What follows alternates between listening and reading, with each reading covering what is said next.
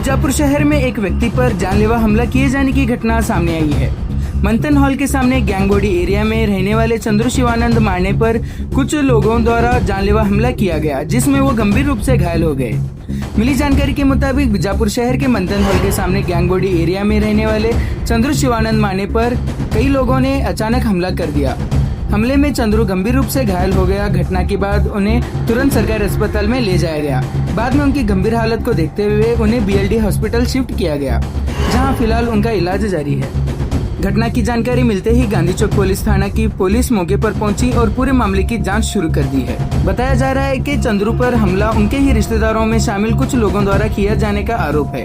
हालांकि हमले की असल वजह क्या है और इसमें कौन कौन लोग शामिल हैं, इसका पता पुलिस जांच के बाद ही साफ हो पाएगा। इस पूरी घटना को लेकर चंद्रू की मां ने भी मीडिया से बात करते हुए जानकारी दी। आखिर चंद्रू पर हमला किस वजह से किया गया, हमले के पीछे की पूरी कहानी क्या है, आइए सुनते हैं चंद्रू की मां ने इस घटना को लेकर क्या कहा।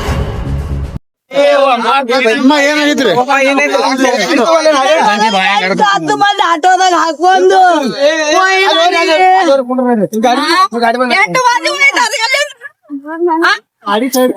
ಯಾರು ಹೊಡೆದಾರ್ರಿ ಹೊಡೆದವ್ರು ಯಾರ್ರಿ?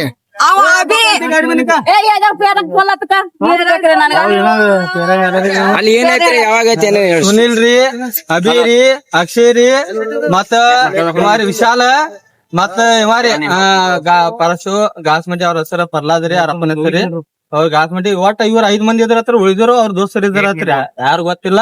ಒಟ್ಟ ಅದಕ್ಕೆ ಏನೋ ಒಟ್ಟ ಪರಿಹಾರ ಕೊಡ್ಬೇಕು. ಅವ್ರು ಹೊಡೆದವ್ರಿಗೆ ಯಾರು ಹೊಡೆದಾರ್ರಿ? ಅವ್ರಿಗೆ ವಿಶಾಲ ಏನಾಗ್ಬೇಕ್ರಿ? ಅವ್ರು ಎಲ್ಲ ಅಣ್ಣತಮ್ರಿ ಆಗ್ಬೇಕು. ಹಾ, ನಮ್ ರಿಲೇಷನ್ ಎದರ್ಲಿಂದ ಹೊಡೆದಾರ್ರಿ? ಈಗ ಮಾಡಿ ಅಲ್ಲಿ ಬಂದ ಮಧ್ಯಾಹ್ನ ಗೊತ್ತಾಗಿಲ್ಲ, ಓಡಿ ಬಂದೇವ್ರಿ ನಾವು. ಏನ್ರಿ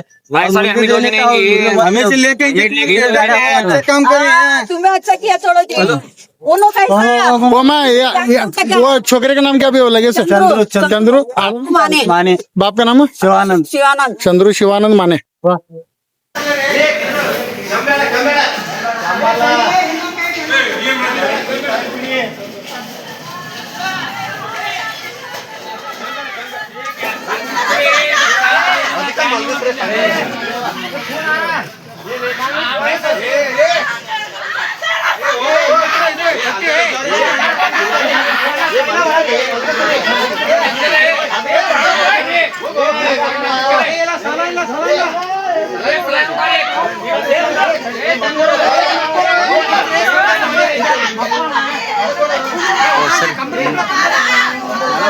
ಓಕೆ ಸರ್, ಓಕೆ ಸರಿ ಸರ್.